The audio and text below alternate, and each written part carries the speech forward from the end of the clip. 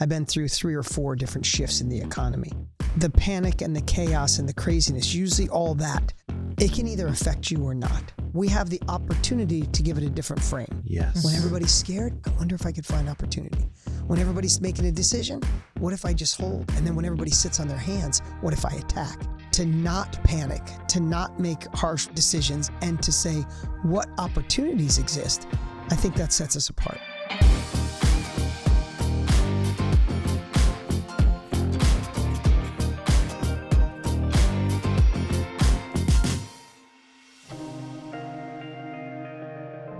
Dean, welcome to both of our shows. Yes, you're on Earn Your Happy and the Chris Harder Show. Now we I do like this. it. I like it. Every single year. This has become a tradition, It right? has. It has. Normally, you're at your East Coast lake home. We're at our lake home in Wisconsin, typically. Yep. This year, we're a little bit earlier, so we're in Newport. I know. I like it. And we're in I like it. person. And we're in person. What could be better than This this? is I better. missed you guys, This so I'm is glad I better. get to say I know. hi. This is way better in person. So let's jump right in to the economy and some of the stuff that's going on. And here's why I want to start there. We hosted our high-level mastermind a couple weeks ago, and we were shocked how many people were concerned about the economy and tariffs and stock market doing the wild things it's doing and all that. And these are high performers that usually you feel like they've got a grip, right? Yep. And then I've seen a trickle-down effect with other people dropping into the DMs saying, hey, should I be worried? So the fact that you get to hang out with so many famous economists and you've got a different point of view than the average person, is this finally the time to worry? Yeah, a really great question. I have to say, and it could be just more years on this planet, Yeah. that even in my, picture 20s, 30s, 40s, 50s, right? I'm halfway through my 50s. And over time, if you have enough things that go wrong and you see the other side, I should say go wrong. I've been through 3 or 4 different shifts in the economy. And when you see the other side of it, I think over time, it makes you realize that the panic and the chaos and the craziness, usually all that, it can either affect you or not. Yeah. And I know that sounds really like duh, but a couple of things I want to share. If you Google Fortune 500 companies, do you know the majority of them were started in a down economy? I've heard that. Yeah, but you just Google it and it says it's like 60% were started Wow. in either a recession or a down shifting economy, right? So I think through that, and of course, please know, I'm not saying people shouldn't worry. Yeah. We all have that internal worry. We all work hard for what we have. We don't want it taken away. But when I look through a lens like that, what I believe, and maybe it's the optimist in me, and we all have to work to be an optimist, but and history, and I'd have to be crazy not to see patterns at this phase of my life. But I think when the economy shifts, and that happens, you guys have high-level masterminds, so do Tony and I, right? I think so many people, when you get a little nervous, you get a little uncertain, you sit on your hands. And I almost feel like if you're playing soccer, it's like you back up into the goalie and say, oh my God, let me protect. And you know, you can't win a game by just protecting. Now, when it immediately happens, I get it. But you got to find a way to rebound and find that hunger and look for opportunity in this, because when most people sit on their hands and most people get fearful, I think it's the most incredible time to find opportunity, because when things shift, we're looking at the obstacles where there's a few that find a way to look at opportunity.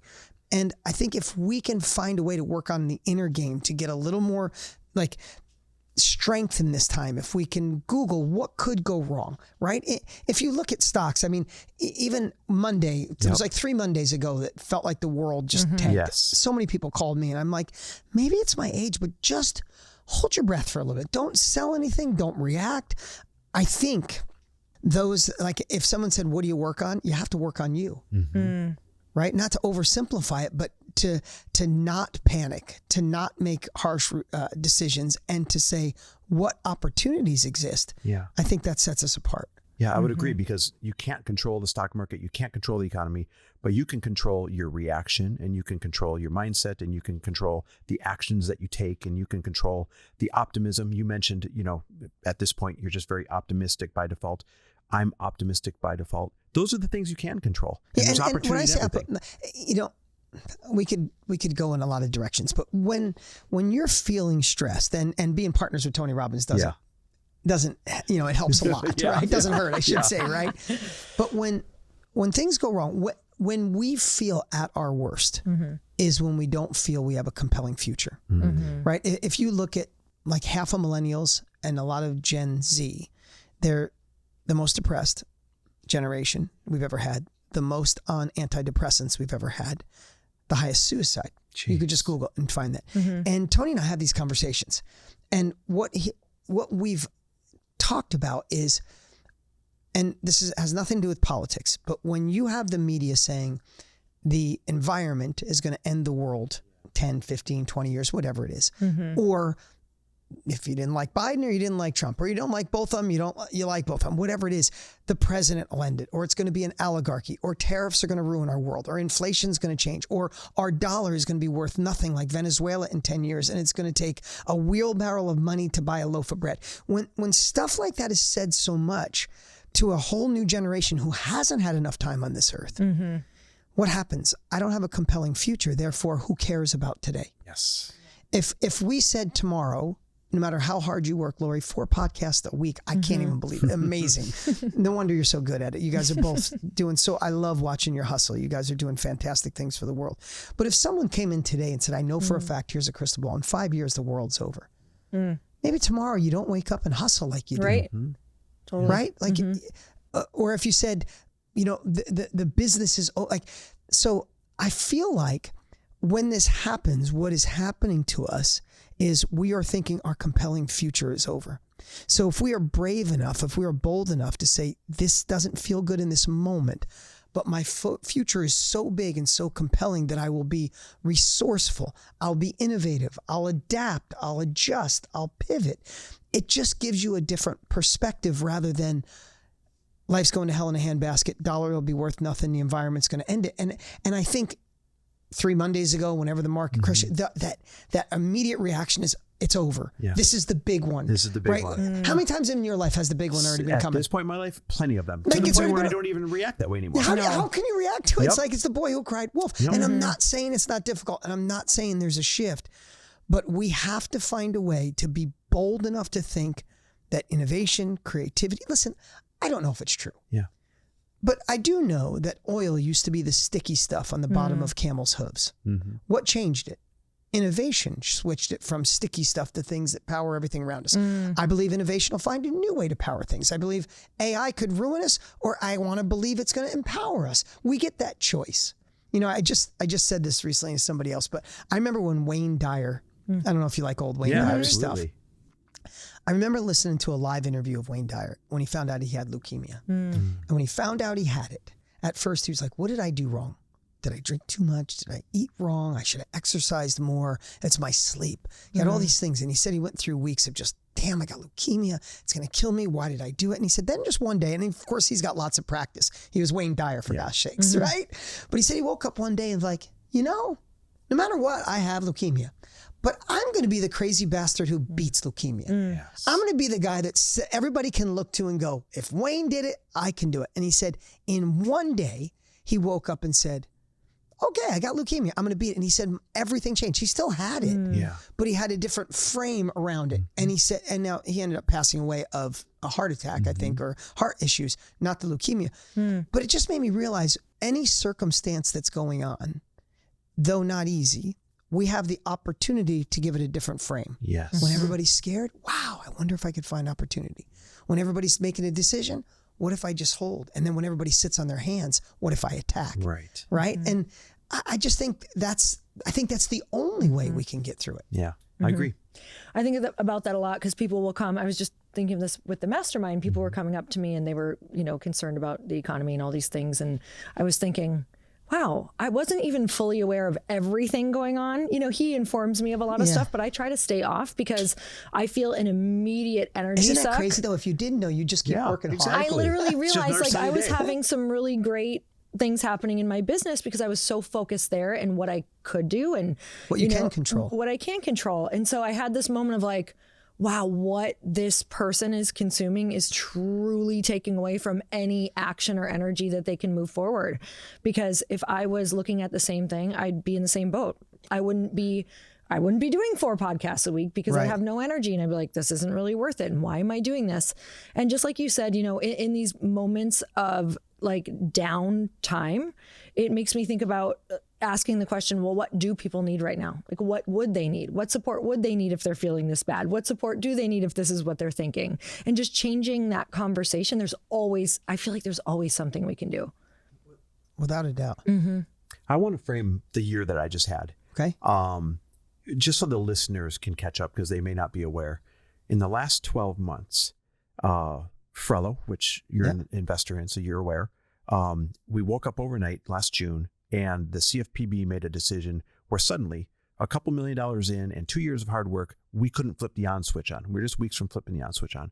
And that was my first punch to the gut, right? Yeah. So that began stress, which then gave me a stroke in September, and I'm 50% blind in my right eye now, and some other neurological things. I had no idea. Yeah, isn't that wild? And so then, boom, another punch to the gut, right? Then a couple other things happen, and here we are, maybe 10 months in from all that, and you can see my little broken chicken wing here. Mm-hmm. I tear my bicep off my shoulder and have to get surgery and do rehab and all that stuff. And yet, I'm still incredibly optimistic. Now, I want to be clear. I wasn't optimistic the whole way. Of course I wasn't happy the whole way. You wouldn't be human.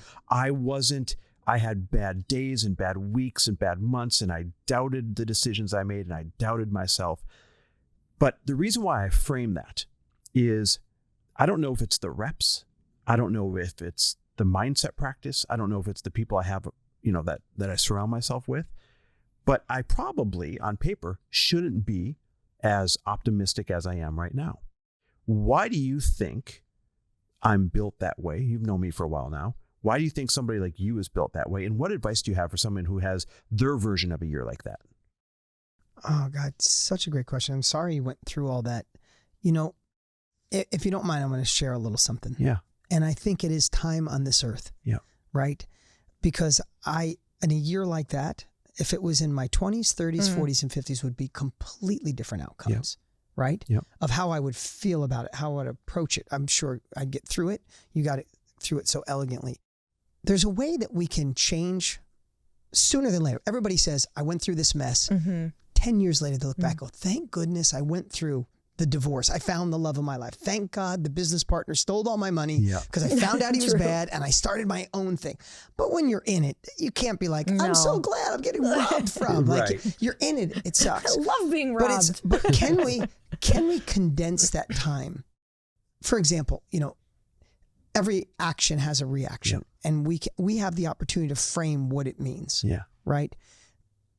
Maybe the shoulder, maybe the shoulder, it was time with all that you had going on to slow down and it's time to reflect. And maybe you can't work out in the morning, so you read for a while, or maybe you're journaling for a while. And as you're journaling, something happens and pops in and it solves another problem. And then someday you look back, connect the dots and go, if I didn't have that stroke, if I didn't have the thing with my arm, if the business didn't delay, we wouldn't have found that thing.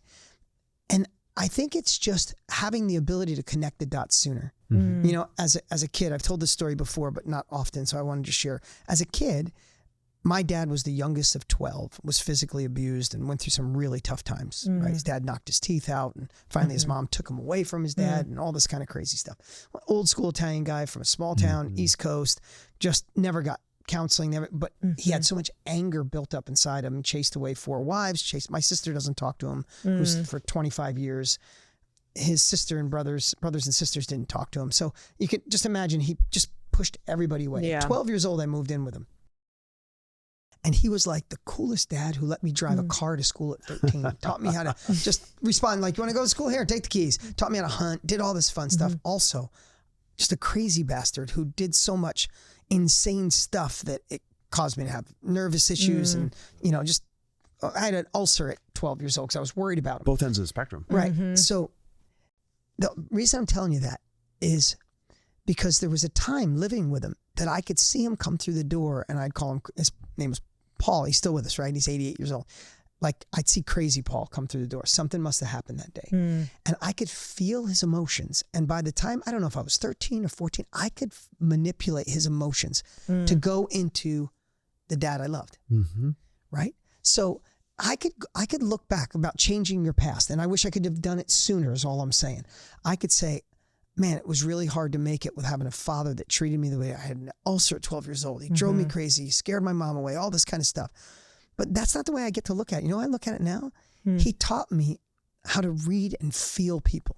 So now I feel like I can go on a stage with 50,000 people, and sometimes I'll be planning one slide deck. I'm like, screw that. I can feel what they need. I'll shift. And whether it's true or not, I feel like I get to be good on camera and be partners with Tony Robbins and do really cool stuff and do an event with McConaughey where we had 2 million people live. And I feel like I could feel them. And it was the gift I got from my dad, because I had to feel his emotions or life wasn't good. It's incredible. So I've changed that part of my history. My sister doesn't have the chance to change that because she's looking through the lens of what he did. I'm like, yeah, what he did, he made me a badass dude at what I do. I'm grateful for him. Took time and all that. But my only point to maybe someone listening needs to hear it, you know, my buddy Trent Shelton had a year like you did. He lost his mom. A couple days later, lost his grandmother. A couple days later, neighbor mowing the lawn, a rock hit his daughter in the head, passed her out.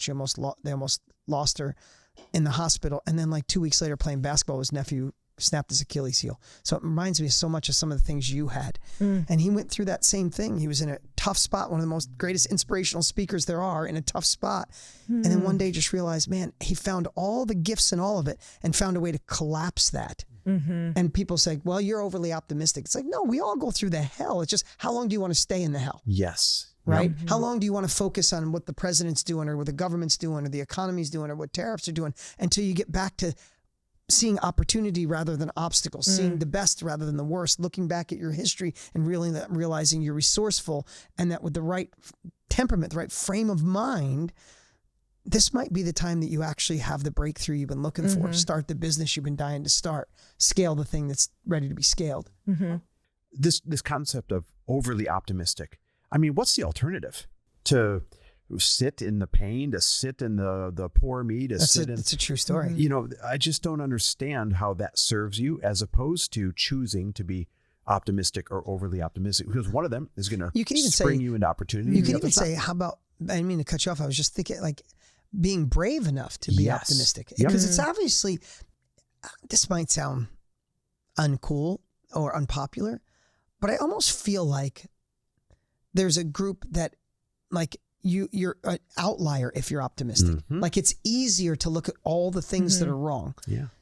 And it's easier to fit in. It's easier to fit in and go, yeah, I know, I get it. That's work. Yeah, totally. I get it. How could we make it with all that's going on? And yes, look, like, I don't know. I think maybe we all need to be even more brave and more optimistic and be the oddball at the conversation. I think that's what we're doing. I think we lead by example. I just want everyone to know we don't all have easy years. We don't all have easy times. We all have our shit going on. But I think we get to set that example, that there's still a way to come out on top on the other end. And like you say, condense it.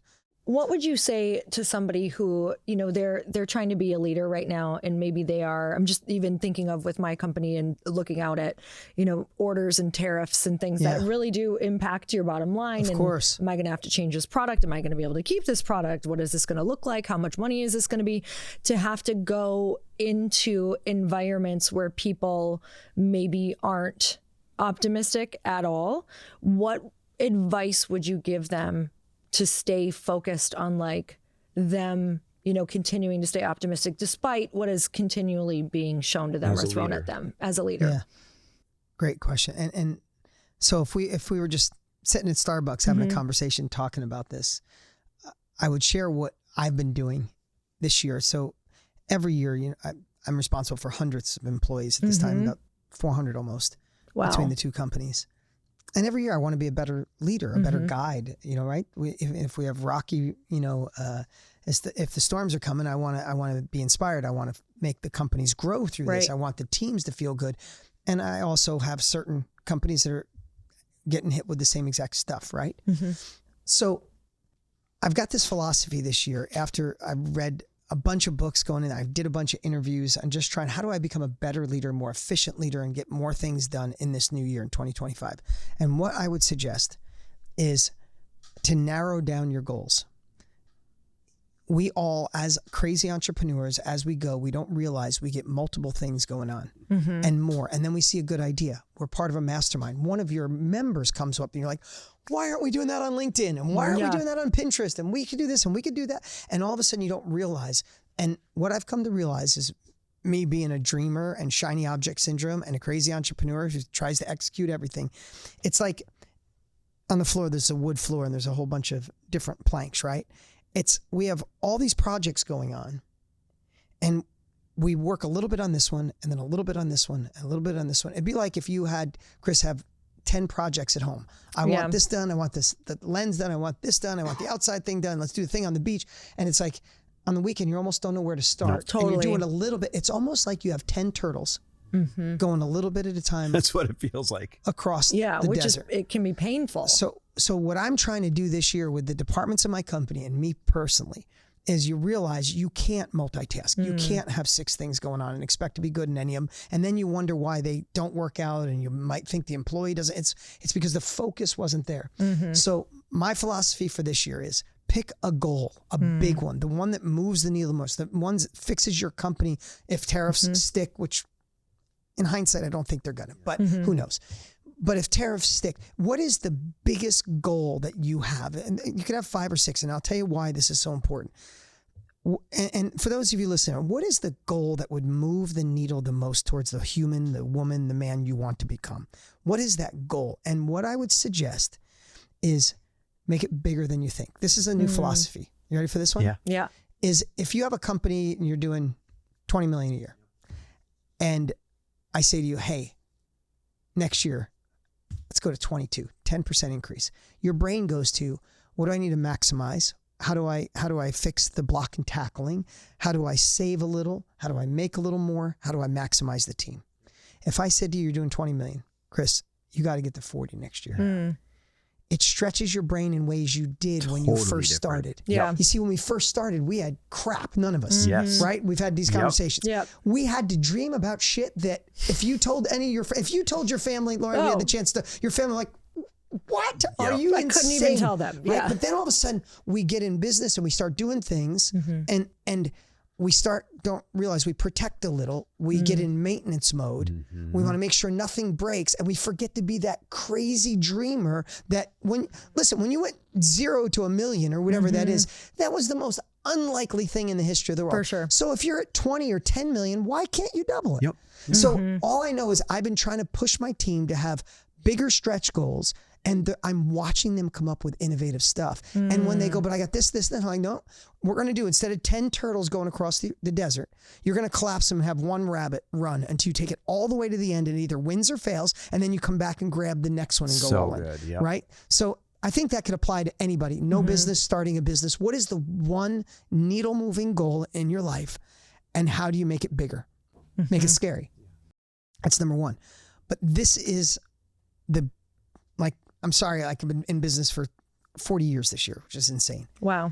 But this is the one that I think is changing it for me, is once you set that goal, what are the constraints holding you back from achieving it, and attack those constraints one at a time, obsessively, just one at a time. Because what I was looking at with my teams and myself, if you got 10 goals, and they each have 5 constraints, that's 50 problems. You're not solving any of them. No, not a chance. You're dabbling. You're hoping one, right? You're juggling plates. But if, for example, I'm going to give you an example in office, actual team, sales team, something changed with the dialing system, new regulations. And where they used to, if a dialer reached out to our people, they would contact 20% of the people it would call. And it's really just calls saying, hey, what's going on? What are you doing? Can we help? Something changed. It's down to 7%. Oh, wow. They don't talk to anybody. They've been talking about it for months. I sat down with our sales leader the other day. I'm like, what's your main goal? Inspire, impact, and serve more people. Okay. And then he listed 10 other things. Whoa, what's the main goal? Is we want to get to this metric. I'm like, okay, what's the main thing holding you back? Well, we need more people. We got to talk to more clients. He went through 20 things. I said, what is the main thing? He's like, narrowed down to 5. I'm like, no, the main constraint. He's like, we're not talking to enough people. And they don't have a system for it. I said, guaranteed there's a system out there. I know, I'm just juggling out. I said, what if you just took the next 5 days and did nothing but find that solution? He started to go, no. What's the main problem or the main goal? Okay, main constraint, a dialer that could help us contact more people. Guess what happened by Thursday? That was Monday. It. He found it. Amazing. He's been talking about it for 3.5 months. You know why? Because it was a problem amongst many. When it was the only problem, I know you. I know your tenacity. You could solve anything. If the only thing was, hey, my product is going to go up 18%.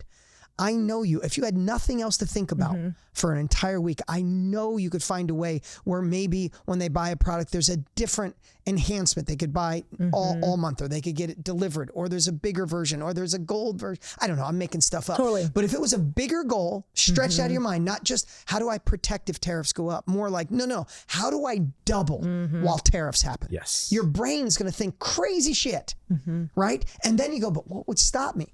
Well, these 3 things. Well, I'm only going to focus on this one thing. I'm telling you, I feel like I've been in business for 40 years. I feel like I've been faking it. Like, how did I do what I do without this? And I know most of you might be listening, you get it, but it's just a different frame. Yeah. So goal, singular goal or less goals, stretch it, then figure out the constraints, attack them one at a time. And as you attack them, widen the circle as much as needed.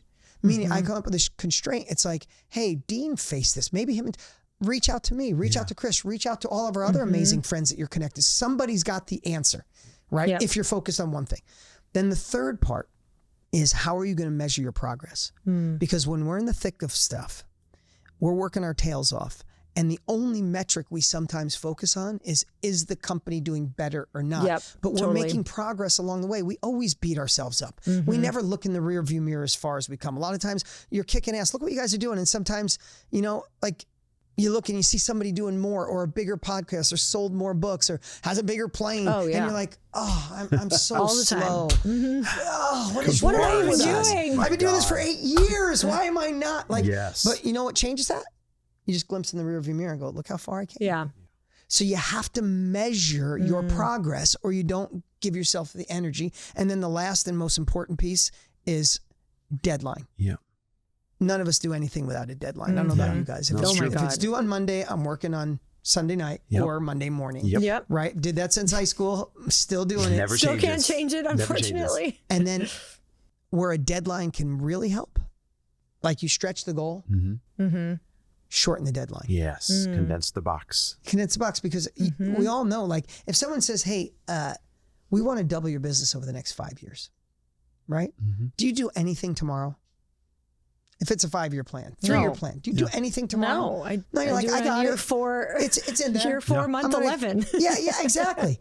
But if you said, oh my God, I got challenged to double my business in the next 12 months. Tomorrow you're on a call going, how the hell do we do it? What's the first thing, right? You just condense the time. And then the way I look at it is, I'd rather put the hard work, like, I love working hard, so do you guys, but I'd rather, if you want to take your business next level, I'd rather condense a year where things are really difficult. Maybe you miss a few dance recitals or date nights or a few friends at dinner. You miss it for a year. They wonder, your friend's like, where the hell are those two for a year? Where is Dean for a year, right?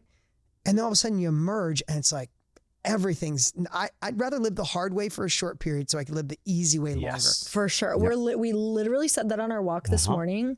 I said, this is definitely going to be that year where maybe people are like, where'd they go? Yeah, wondering like why we're saying no so much, because we're at a place where, we like had plateaued a bit, and we know what it takes to get out of that. Yep. And not even plateaued in a bad way, but in a way that like the growth is like internally, I'm just not happy, because I know there's so much more. And if we don't have a year like the years we used to in the beginning, then we're always just going to stay right here. And we've been asking ourselves the question, we talk about our goals and where we want to be, and we say, who do we need to be? It's a great like question. What person would we have to become? I love the focus though. Like the one thing that is, even missing for me right now is like, what's that one focus? Because I have so many different focuses. And without it, a fuzzy target you don't hit. If you got your glasses off and you got bad prescription, I can't hit a target. Put your glasses on, you're like, oh, there it is. It's right there. Yes. So Dean, what do you do? Like, because you have so many important things. Are you literally every week right now kind of going, what's my one thing? Like, it is. Getting really and clear what helps, letting things fall. So for me personally, I do that. But also I'm trying to get my team. In fact, I just created something yesterday, literally yesterday, because I've been preaching this to the team hard since January 1, both teams. And I created a document, a one-pager that has those 4 questions on it. And then underneath, I give them an example. And I said, from this point forward, I need to know what your thing is, what constraints you're working on, because I want to know if I can help you with your constraints, what's your measurement, and what's your deadline. And I am pushing the team. It's my new framework for the company, because therefore, if they take some of those most important things on their plate, it kind of takes it off my plate. Yeah. So good. Do you right? make that And an then- opt-in? Yeah. What's that? Yeah, Make that it one an sheet an opt-in. opt-in. I'm like, can I please opt in for that? Yeah, that's really good. Yeah. Well, I'll send it to you guys. That's Okay, incredible. great. Yeah. I'll give you my email in exchange. You already have it. You know, when we first met, you guys bought a house down the street for me, and you guys were walking by my house. Somebody told me you guys walked by, and then I ran into you. And I remember one of the first times you came over our house, and we were sitting outside talking. And I was in that phase of my life where I knew the next year was going to be one of those hustle years. And I'm not saying this because I'm here with you guys, but I really enjoyed. I felt we hit it off immediately. Oh yeah, so fun. We went to dinner, and after dinner, I'm like, I got in the car with my wife. I'm like, they're friends for life, and it felt comfortable and easy. And I mean that. Like I feel that way about you guys. But I also told you I'm in a really busy phase of my life. Yes. I have 4 kids. I had 2 young ones at the time. They're still young, 2 and 5. Our company that I co-founded with Tony, Mastermind, was taking off like a rocket ship. We were adjusting for COVID, all these things. And I'm like, I just want you to know, I really enjoyed you guys. And I hope we stay friends forever. But most people are going to think, if you really like this, how come he's not calling us and going back to dinner? And I'm like, I might not see you for a year. Do you remember me saying that? Oh, yeah, we totally I said, dinner, but if you can appreciate a friendship where I truly care about you, I'll be here for you no matter what you need, always. And you have. And vice versa. So I understand that phase. And I tell you, if I look back in my life, those years or whatever time I put in, the lift is massive. Yeah. So worth it. The lift is massive. I heard somebody say once that commitment and convenience don't live on the same side of the street. Oh, wow. That's good. Right? Because we want the convenience of doing all the fun things and being with our friends and make sure we don't miss a birthday or an anniversary, and we meet here and we go to the winery and we do the thing and then we do the other thing. And like, that is convenient and awesome. Yeah.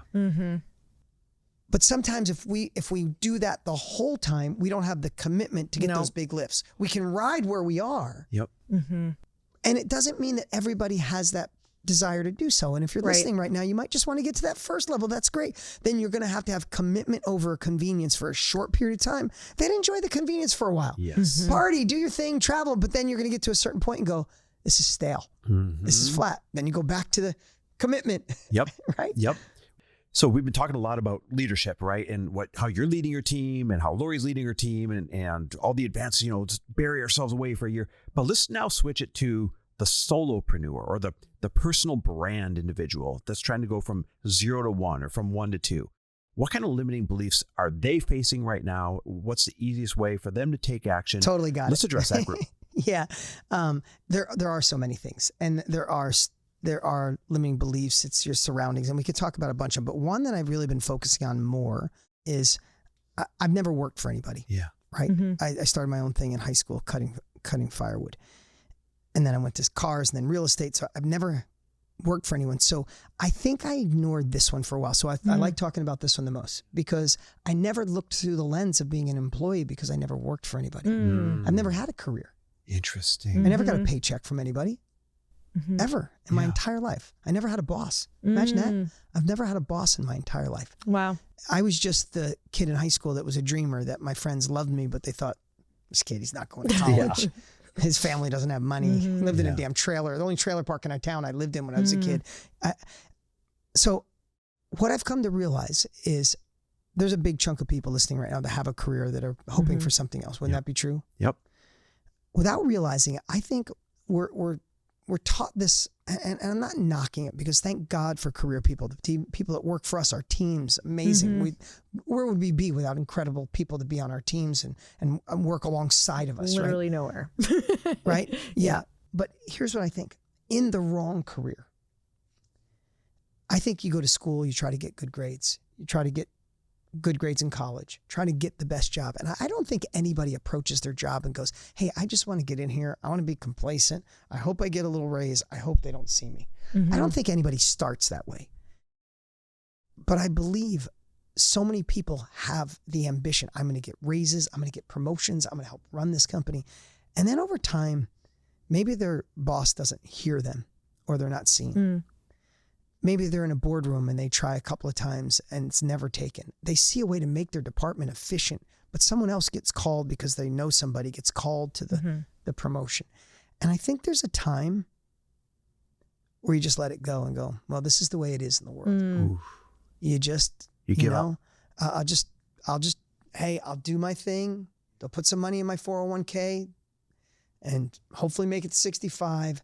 And there's a time that you put your dreams and your emotions just in check. I believe it. And I've had the opportunity to speak to so many people where I have hundreds of thousands of people live. And I've watched when I just said what I shared, and I'll watch tears come down eyes or hands raised. And the only reason I say that is what you don't realize is all of a sudden you tuck away the innovation. You tuck away your creativity. You tuck away that inner innovator, that hungry person, the person that's resourceful, that could figure out anything, and you just kind of coast. And then you get people in your life go, well, you could be happy. You got that great job. You don't even have to do much and you make it. Yeah, but the inside is dying. Yep. And then all of a sudden, we might come on, or Tony Robbins and I, when we do our big events, come on and go, time to do your own thing. And you don't even know why you feel this hesitation. Like I used to take my kids' crayons and draw the logo on the back of their paper. Why did I stop doing that? It's because you slowly got pushed back to your voice doesn't matter, that you're not enough, that you don't know enough. And then all of a sudden, Tony and I, or you guys will say, you are enough, you know enough. You're just lacking the blueprint. Like what I always think about my mom when my parents got divorced, she worked 3 jobs to make nothing. And I always look at my mom as she was like a badass without a blueprint. Yeah. Oh, wow. Right? And so I think the hesitation in some, and there's lots of reasons. It is the story. It is so many things that we could talk about that. But the career thing, I think that one creeps up on people. You've had someone tell you what to do, when to show up, how to show up. You're building someone else's dream, so you give up on yours. Right. And now all of a sudden we might come by an event and say, start doing your own thing. Be a creator, create a workshop, do your own mastermind, do a workshop, build a community. And I think without realizing, you let the guardrails of the job go up. Even though you don't like the road you're on, you can't go over the cliff. Right. And then brain starts thinking, oh, if I do my own thing, the guardrails go down. I could drive off the cliff. Yeah. And that restriction that you felt is actually the thing that's holding you back from unleashing who you're meant to be. Right? We're living someone else's life in some areas. Like, so I believe if you can face that and go, hey, every new level has a new devil. Yep. Everything you do has a good and a bad, right? I could be in this job that's kind of safe, but I don't want to get to the end of my life and realize I missed it. Right. That's a little more painful to me. So what I'd say is it's time to investigate. It's time to just explore. We talked about this before. Find a hunger on why you want to do it, right? We were talking about limiting beliefs. Find a new belief that you can do anything. Secondly, I think we find somebody. This is something we're definitely not taught in school. Find somebody who's already done what you want to do, right? We know this. This is our lives. That's why you run masterminds, model proven practices. Yep. If I want to learn something I don't know, I'm going to find somebody who's already done it, right? And it's just a new way of thinking. So if you find a little bit more hunger, if you realize the story you've been telling yourself hasn't served you, so you have a little bit different story, you think outside the box, you say you're brave and bold enough, then find somebody already doing something that you like and model them. And lastly, make sure it's an industry that has the opportunity to grow, not die with all the changes coming on. If you can do those 3 things and realize that the career might have been good for a while, it got you out of Egypt, but it's not taking you to the promised land. You feel dead on the inside, and that career has actually been the thing that you feel safe, but is it really safe to get to the end of your life and realize you missed it? So I think there's a lot of ways to approach it, but hopefully something I said sparked to just be an investigator. It doesn't, when people hear something new, it's not like you have to make a dramatic change today, right. But be bold and brave enough just to investigate, look under the hood, try some things out, right? You said a badass without a blueprint when you referenced your mom. I know. That one hit me. There's so many people, and this is what I respect about you and Tony, is you go out of your way to provide the blueprint to millions of people instead of keeping it to yourself. That phrase right there, that'll stick with me. So tell me, for somebody listening right now who you just lit a fire, they're like, okay, great. Tell me the blueprint. What do I do? Do you believe, like, what is the belief? Does everybody need a personal brand? Like, are you telling your kids right now that they need a personal brand? Is it too saturated? Like, what does that look like? Here's the cool part is, I love what Tony and I do. I think we have the opportunity, we teach people to have their own personal brand, to be a creator, to take their life experience and turn it into a product, right? It's what he's been doing for 46 years and me for 29. We got 75 years in it between us. I believe it's such a perfect time. This industry, I think it's in its infancy, if you want to know the truth. Wow. The world is, I mean, think about it. If I've been in it 29 years, 28 years. If you were at dinner with people 5 years ago, let's say 10 years ago, 15 years ago, and said, I have a coach. At a dinner table 15 years ago, people are like, what do you mean you have a coach? Yeah, like, Are you like on a basketball soccer team? or what? Yeah. Are you in basketball? Like, when you have a coach, right? It would actually be weird. You say, oh my God, I want to be better at gardening. I want to be better at whatever. I bought a course. Like, what do you mean? Like now, go to dinner with 5 people now. Say I have a coach. Oh my God, we have a love coach. I have a health coach. Yep. Oh, I went through menopause. I have a coach. Or I went through a marriage and trimester 4, or I went through a birth. Trimester 4 is killing me. So I have a coach helping me feel more positive. Fourth trimester coach. Yeah, fourth trimester. Exactly. A sleep coach for your kids. Yes. Right. We had a sleep coach, a virtual sleep coach for our second baby. Like, and it shows in this industry, they predict it to be $1 trillion a year by 2027. Wow. It's 2 years from now. Wow. Right. So if it's an emerging industry, you don't have to worry about tariffs. You don't have to worry about inflation. You don't have to worry about product cost or inventory, because you've already paid for the product with your experience. And what people are realizing is, I just want to learn from somebody who's a chapter ahead of me. Right? So what I want to share is, we're doing a big event coming up. And what we love to do, and we should have about 800,000 people sign up from about 100 countries, is just show people this is one of your opportunities. Let us show you why this industry, why now, why you. And what I love about it is, it's okay if it's not for somebody. We know we're waking people up. Yeah. Right? So what I'd say, you said, what do I say to my kids? My son's here who's 16 on his phone over there. He's bored. But I have an 18-year-old as well, and a 5 and a 2-year-old. They got some time. But the 2 older kids, we had lunch yesterday, and I've told them the same thing since they were little. I said, you can go to college if you want to go for the experience. Some people aren't going to like this, but unless you're going for a specific profession, I think college is useless. Yeah. And some people aren't going to be happy I said that. Yep. Be a doctor, you want to be an engineer, I get it. But 76% of people who get a degree don't use it. No. And so what I said is, if you want to go for the experience, which I know he does, I'm not sure my daughter does, I said, that's fine. The other option is, find something you're passionate about and go mentor under somebody for 2 years. That's the route my daughter's most likely going to take. She likes interior design. Right now we're looking for great interior designers. I'm going to let her reach out, her send the letter. I said, you can tell them that you are going to be the best employee they've ever had, and you're free. So because dad works hard, I can't give you a handout. I can't make your life easy. If you don't want to go to college or mentor, you get nothing from me. Not a car, nothing. I love you. You can live in my house and eat. That's about it. But if you go serious and you go work for somebody and you are the best employee they ever had, I'll support you rather than paying for college. And that person will get a great employee for free. You can learn what took them 20 years, condense it in 2, and you could start off where they left off. So that is, you say I would love my kids to be in the knowledge industry, to share information, because information is becoming the new currency. Yes. Knowledge is the new currency. The value of it's going up. It's not taxed. It's not tariffed. It has no inflation issues, and you don't have to ship it. You don't have to warehouse it. You get to change people's lives for a living. Like, look what you guys do.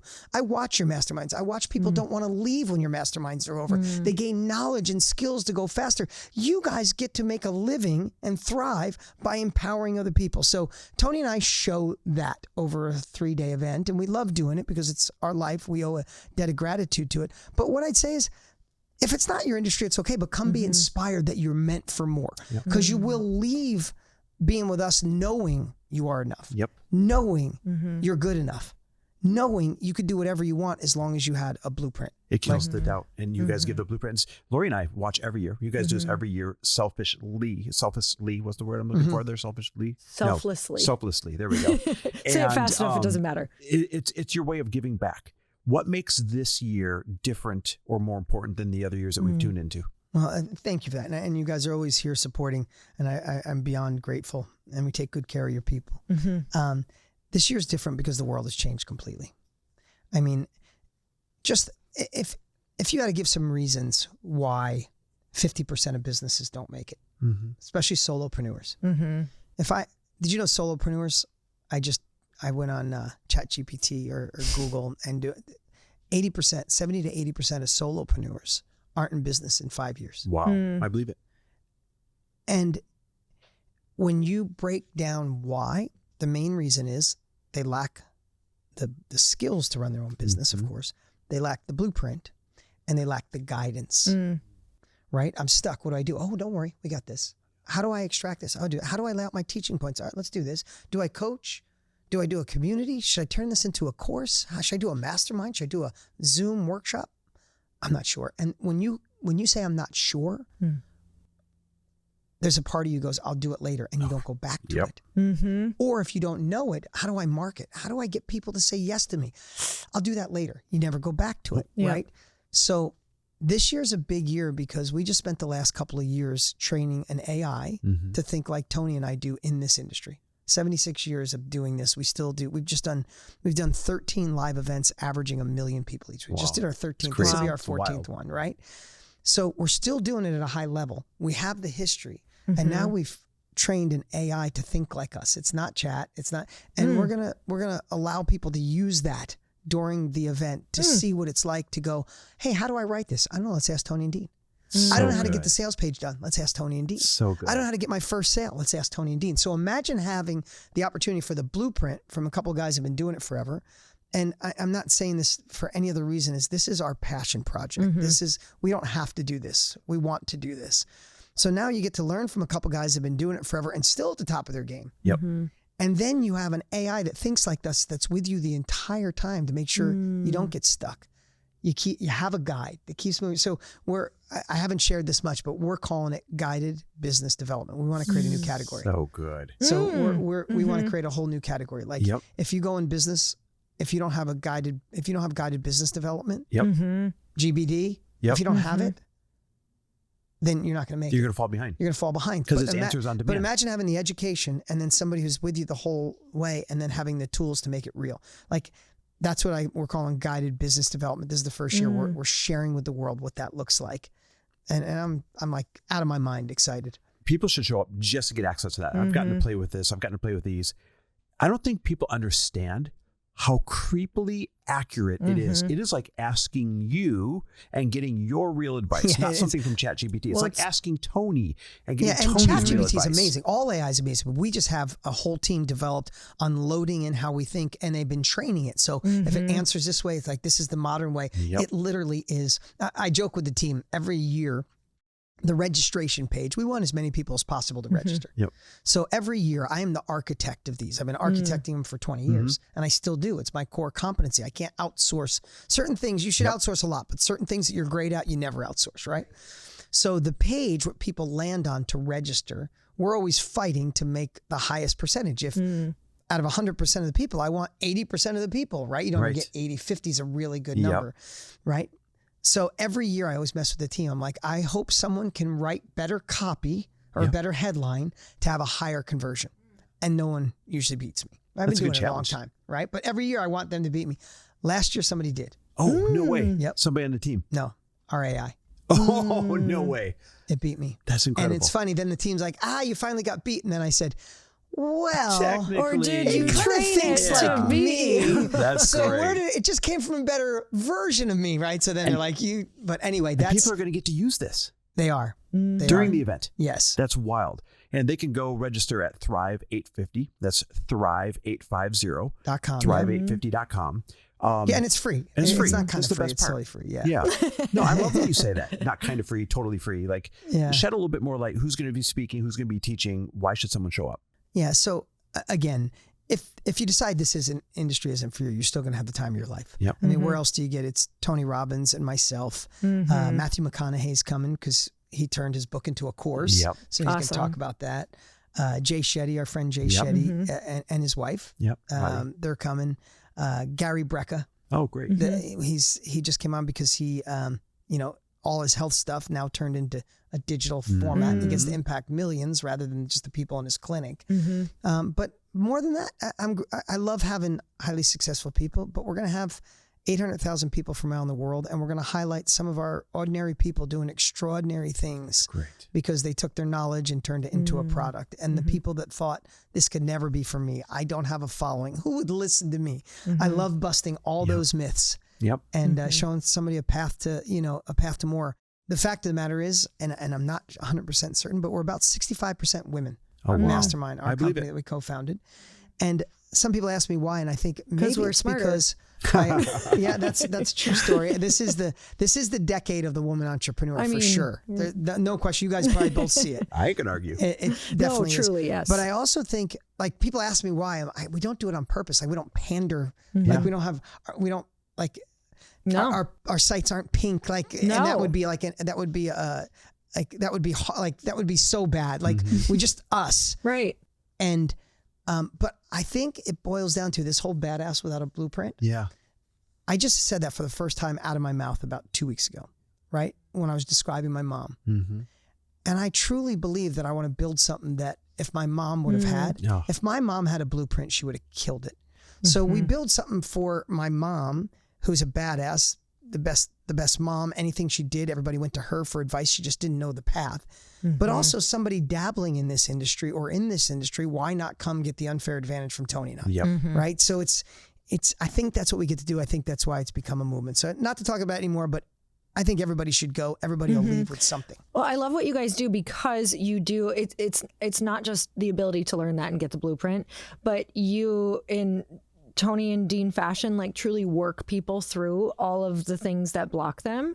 And I think even if you're already in this business, that's why Chris and I get so much out of it, is it doesn't matter how many years we've done this, there's always something that can sneak into your brain. Of course, like, when I watch you guys, we all learn from each other. Yeah, we learn so much. And also, like, doubt can creep in over the years too, of like, it's good to get reattached to the industry, reattached to your why, kind of clear out the cobwebs of whatever, maybe something else like came in your brain, or maybe I'm getting too old for this. Maybe I'm getting, like, all these different things come up, and you leave on fire. Yes, you leave on fire. And I think that we have to plug into those things. And you guys are so incredible with doing it for free for all of us, that you really have been industry leaders who always lift everybody up. Yep.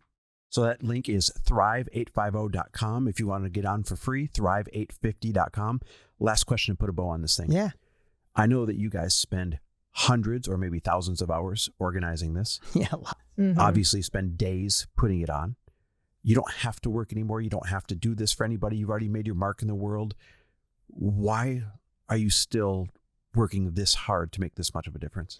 You know, I think it's a gift I wish everybody could get, is we all have to have a moving, compelling future, right? Yeah. If you don't, like, I always think of it, and I know there's probably a longer answer than a short ending, but we all need our lighthouse. And in most cases, most of us have reached goals that we once thought weren't possible, right? And once you do, you got to find something new that gets you out of bed, that compels you forward, whether that's your first sale, your first independent check that you earned on your own, or the next level. We got to find something that drives us forward. Purpose. And, you know, I've been blessed to pass so many things, like retiring my parents and so many things that I never could have dreamed possible. And right now, especially being partners with Tony, every time we talk, something like the conversation says, we have a lot of lives to change, Dean. Like, we got blessed with this gift. We got blessed with a megaphone and a microphone. There's a lot of people hurting. Like, we're talking about a generation that's struggling. When we talk, it's like, we don't care about politics. We care about people. Yeah. Right. And when you see this, you've been on it, hundreds of thousands of people, different backgrounds, different religions, different countries, different languages, different political views. For 3 days, everybody loves each other. Yes. Yep. Everybody's cheering for each other, to one another. I'm not talking about, I mean love, meaning we're all know we're meant for more. We're all together. And with Tony being my partner, it's like, how do we leave this world better than we found it? And this industry saved our lives. We both talk about Jim Rohn. He went to a Jim Rohn event, life changed. Yeah. I went to a Tony event, changed my life. So if we can leave this world and somebody says, I went to a Dean and Tony event and I shifted my life, then we're doing a good thing for the world. You're just continuing the thank right? Exactly. You went to Jim, you went to him, and you guys are just passing the baton down by doing this. Yeah. I love it. Thank you guys. You're both awesome. Thank you so much for coming Thanks for being on. We love and appreciate you. And we'll see you next week, everyone.